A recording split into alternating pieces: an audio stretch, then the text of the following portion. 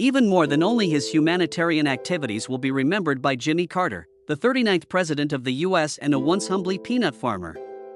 For someone who was over $1 million in debt when he left the presidency, Carter's current fortune of $10 million is incredible, especially considering that he lived in a small $167,000 house and notoriously flew commercial. Unlike other past presidents who cashed in on expensive estates and speaking tours, Carter's money came from unexpected places, including decades of modest giving that would left you doubting everything you thought about riches. Is his family going to be sad because of this unexpected windfall?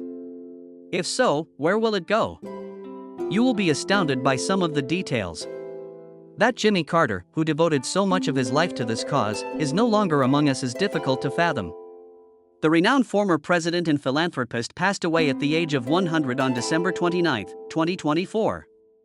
A life of generosity, selflessness, and commitment to improving the world is what he has left behind.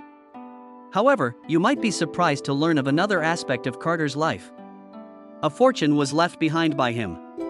Now, the words Jimmy Carter and affluence probably don't go together. After all, he had a reputation for living a humble, unassuming life. However, he had an astonishing net worth of $10 million when he passed away. For someone who has dedicated their life to serving the public, that is an enormous sum of money. Then how was it that he accomplishes it? Well, let's examine it more closely. The life of Jimmy Carter started on October 1, 1924, when he was born in Plains, Georgia. His mom worked as a nurse, and his dad farmed and ran a company.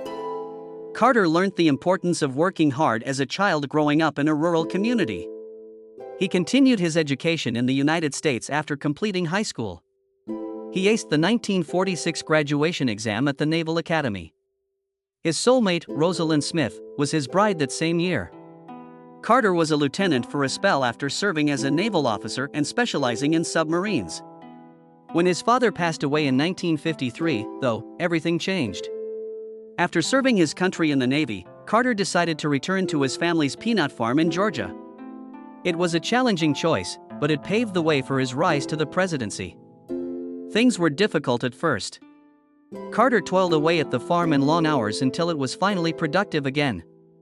Additionally, he was actively involved in his neighborhood, shaping it through his service on various boards and committees. Carter had already established himself as a trustworthy, honest, and community-minded man before he ever considered running for office. In 1976, after all that time had passed, Carter became the 39th President of America. His term was one. Throughout the years 1977 to 1981, and had an enduring influence, especially in the fields of peace negotiations, energy policy, and human rights. The presidency was not easy for him. Even though he faced many obstacles throughout his presidency, including as the hostage situation in Iran and economic hardships, he never wavered from his principles or attempted to do the right thing. Carter could have gone in the same direction as many of his predecessors after leaving the presidency. With an eye on monetization via speaking engagements and business relationships. Rather, he devoted his life to helping others. Together, he and Rosalind became Habitat for Humanity champions, assisting low-income families in constructing their own houses. In addition to promoting peace and keeping an eye on elections, they worked on global health programs. With all this charity work, how did Carter amass a wealth of $10 million? It is an inspiring tale of perseverance, imagination, and the power to rise above adversity. Carter overcame obstacles to become a multi-millionaire, despite the common belief that someone who devotes their life to public service has little chance of doing so. Let's begin with one of his most significant financial struggles. Upon becoming president in 1976, Carter took a decision that demonstrated his unwavering commitment to doing what was right. The peanut farm and other enterprises he owned were placed into a blind trust by him. Because of this, he had no hand in managing the companies while serving as president. He had an Atlanta law firm handle their management instead. This was more than a simple act of kindness. The goal was to remove any potential conflict of interest between Carter's personal wealth and his presidential duties. Although it was a commendable effort, it did have some unforeseen effects. The companies that Carter had left behind were in a precarious financial situation when he departed the White House in 1981. The effects of years of drought and inept management were evident. The peanut orchard that had supported the Carter family financially was now in a precarious financial position. Actually, Carter ended up with a deficit of almost $1 million. After leaving office, it must have been devastating to confront such a financial setback, yet Carter refused to let it derail him. To pay off the debt, he and Rosalind had to make the difficult decision to sell their firm. Carter didn't wallow in self-pity despite the difficulty of starting over financially. His alternative was to roll up his sleeves and begin working. It dawned on him that the life he had lived, his wisdom gained from experiences, and the lessons he had learned could be of use to people all over the globe. He then started to write. Writing wasn't something Carter dabbled with. He gave it his all. He wrote almost 30 books over his lifetime. Some of the more contentious subjects discussed included the Israeli-Palestinian conflict in Palestine, peace, not apartheid, his views on faith and living faith, and his recollections of his youth and the hour before dawn. In his writings, he shared his values, worldview, and insights into his own life with readers. They generated a substantial amount of revenue due to their widespread readership. Aside from allowing him to reach millions of people with his tale, writing also became a reliable source of income for Carter. But Carter continued to do more than just write. He was also in high demand as a speaker. Who among us can claim to have worked as a farmer, naval commander, president, and humanitarian all in one? The world over, colleges, conferences, and other gatherings were eager to hear Carter speak. He was not afraid to speak his mind on sensitive issues such as human rights, international crises, and the wisdom he had gained from his political career. The sum of $50,000 to $100,000 he earned for each event he spoke at mounted up quickly. Making money wasn't the only motivation behind these remarks. In addition, they allowed Carter to keep preaching his message of service and peace. Aside from his presidential pension, Carter's writing and speaking were major contributors to his financial recovery. Carter, like every previous president, received a pension, in this case $207,800 per annum. He was able to carry out his duties in a secure and efficient manner since he also obtained more funds for personnel and security. Although Carter did not depend solely on these perks, they did provide him with some financial stability. Over time, Carter also made wise investments. One of the places he decided to invest his money was in real estate. He made wise decisions that contributed to his wealth accumulation, even though he refrained from purchasing ostentatious mansions. Another source of consistent income for him was his stock investments. Carter and Rosalind were able to live well thanks to these investments, which weren't showy but worked. In spite of amassing a net worth of $10 million, Carter chose not to waste his life pursuing ostentatious displays of wealth and power. His modest two-bedroom ranch house in Plains, Georgia, which he had constructed himself in 1961 long before he became president, was his preferred residence. He found solace in that house, a haven away from the ostentation that one might associate with a former president. The house was plain and unremarkable. At the time, its public records indicated a worth of only $167,066. The price was so low that the Secret Service's guarded trucks outside were considered more valuable than the house itself, according to a joke. The home is still significantly less expensive than the median home price in Georgia, which is $326,280, with an estimated worth of $239,700 now. The property, however, was not a symbol of riches or status for Jimmy Carter. A little, peaceful village located 2.5 hours south of Atlanta is Plains, Georgia. Beyond that, Carter had no need. He and his 75-year wife Rosalind resided there until her passing in 2023. It was also the place where he passed away. Carter lived as simply as it gets in Plains. There weren't any fancy dinners or celebrity gatherings on the weekends. Rather, Carter and Rosalind frequently shared paper plates and inexpensive brand-name wine at neighborhood dinners. Absolutely, paper plates. Visualizing it is challenging, isn't it? The President of the United States eating from a throwaway plate while seated at a kitchen table. That, however, is Jimmy Carter. He had no notion that he was superior to anybody else. The little pleasures of life, like producing his own yogurt, were also treasured by him. Yes, he did include homemade yogurt in his daily regimen. Carter went as far as buying some of his clothing at the neighborhood Dollar General. Carter attended the ribbon-cutting ceremony for the Plains store's 2004 opening. He was more than simply a consumer, he took great pride in patronizing the local mom-and-pop stores. And Carter didn't want first-class treatment or private planes when he traveled. When he flew commercial, he blended in with the regular folk. Carter's austerity measures weren't driven by a lack of funds. It was up to them. Pursuing material prosperity seemed pointless to him. It just had never been my ambition to be rich. That remark sums him up well, as he explained in an interview in 2018. The large mansions, expensive automobiles, and extravagant lifestyles of prior presidents didn't pique Carter's attention. Living a simple life and being loyal to his roots brought him happiness. Looking at the lives of past presidents can help us grasp how extraordinary Carter's was. Consider Donald Trump as an illustration. Following his time in office, Trump went back to his Florida mansion, Mar-a-Lago, which Forbes estimated to be worth about $325 million. Several properties owned by Barack Obama are worth millions of dollars. This includes a house in the nation's capital valued at $8.1 million. Together with a Martha's Vineyard mansion worth $12 million. After leaving office in debt, even Bill Clinton turned things around with profitable speeches and book agreements, eventually amassing millions of dollars worth of New York and Washington, D.C. houses. Carter's strategy was very different. He never put any emphasis on trying to be the most successful person or amass the most material goods. He chose to instead center his attention on his deepest values: loved ones, religion, and neighborhood. Plains wasn't merely a residence for him, it represented his principles. It proved that even a former head of state may maintain a modest lifestyle and remain grounded. However, Carter's lack of frills and fancy hobbies was only a facade.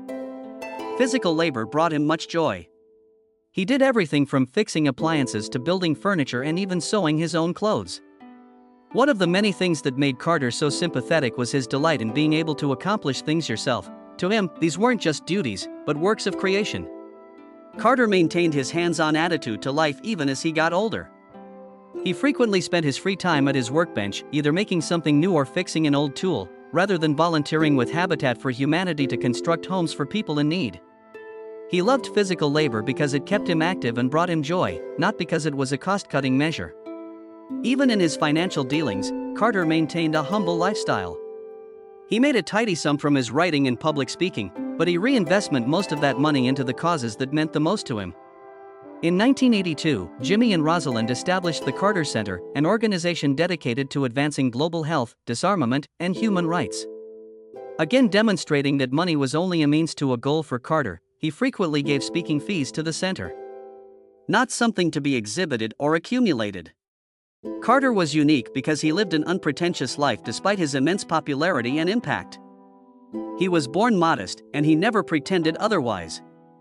The things that truly important to Carter remained his faith, his family, and his community, even if he was a former president and recipient of the Nobel Peace Prize. A private island and a mansion weren't necessary for his happiness. Everything he needed was right there in his Plains, Georgia ranch house. You can tell a lot about Jimmy Carter's character from that modest house, with its weathered floorboards and handmade accents. Aside from his remarkable financial success, Carter's narrative reveals his true character. Millions of cash and bestsellers are irrelevant. A life focused on love, service, and charity is the theme.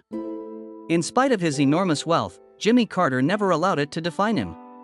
He chose to help others with what he had instead. Departing with a legacy that transcends just financial metrics. What will happen to his fortune after his death, then? Jimmy Carter may have been mum about his will, but his actions over the years provide hints as to where his fortune may go. It is highly probable that he will leave a large sum of money to charitable organizations. In the end, that was his and Rosalind's first priority. By carrying on the joint effort they began, the Carter Center stands to gain significantly. The Carters were also devout members of the Plains, Georgia, community. The way they lived and gave back to their hometown showed how much they loved it. Plains doesn't have anything going for it. The Carters felt most at home there, despite its tiny size and relative quietness. It would not be shocking if a portion of their riches remains in Plains, helping out the people and organizations they have always loved. The private aspect of Jimmy Carter's life, his family, must not be overlooked. He brought up 4 kids: Amy, John, James, and Donald, with Rosalind. The Carter family tree is quite lengthy, with a total of 22 generations of descendants include children, grandkids, and great-grandchildren. Even though Carter's inheritance is relatively little in comparison to other presidents, his family is likely to inherit a significant portion of it. If Jimmy Carter is any indication, any bequest will be accompanied with a caution to make good use of the funds and to carry on the charitable work of his ancestors. Jimmy Carter's daily life and financial well-being were both shaped by his family. His remarkable relationship with his wife Rosalind, a love tale that extended over 7 decades, was central to everything. Throughout their 77-year marriage, they were a team whose foundation was a love for one another, a commitment to shared principles, and undying loyalty. Carter continued to say that he was eager to see Rosalind again even in his dying days. A feeling that conveyed the profound degree to which their lives had been interdependent. A love that would last a lifetime had bloomed between them by the time Jimmy enlisted in the Navy. In 1946, at the age of 21, Jimmy and Rosalind were married, beginning a lifelong adventure that would lead them from a peanut farm to the White House and beyond. Jimmy and Rosalind's love shone through in the little things they did together and in the large acts of devotion they performed throughout their lives. An example that is particularly moving is a letter that Jimmy wrote to Rosalind while he was a Navy officer. He admitted in it that he fell head over heels for her with each return to his hometown. "If I've ever been apart from you, my dear, I've always been overjoyed to see how amazing you are when I get back," he wrote. Despite the ups and downs of public life and personal tragedy, that profound love remained constant. They found solace and strength in their marriage. Jimmy revealed the key to their long-lasting romance in an interview that took place in 2015. "Every single thing that makes life worth living has its roots in Rosalind. To begin, I made the right choice in a woman. Also, we let each other be alone when we need to."